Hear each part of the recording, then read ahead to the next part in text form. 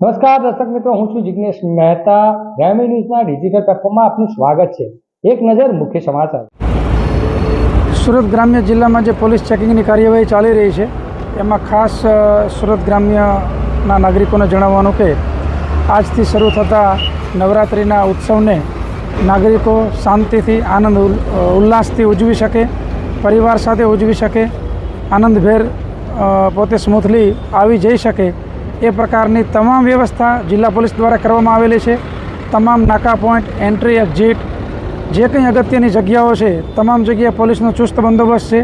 અમારી જે PCR vans છે એ પણ એના જે લોકેશન્સ છે ત્યાં 24 કલાક ઊભી રહેશે.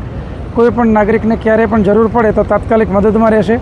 અને અમારી તમામ અલગ અલગ ટીમો છે એ સમગ્ર રાત્રિ દરમિયાન જે નવરાત્રિ ઉત્સવ ચાલશે ત્યાં સુધી ખડે પગે રહી અને લોકોની સેવામાં પોલીસ ફરજ બજાવશે અને લોકો શાંતિથી આનંદથી પરિવાર સાથે ઉત્સવ ઉજવી શકે એ માટે તમામને ખૂબ ખૂબ શુભેચ્છાઓ.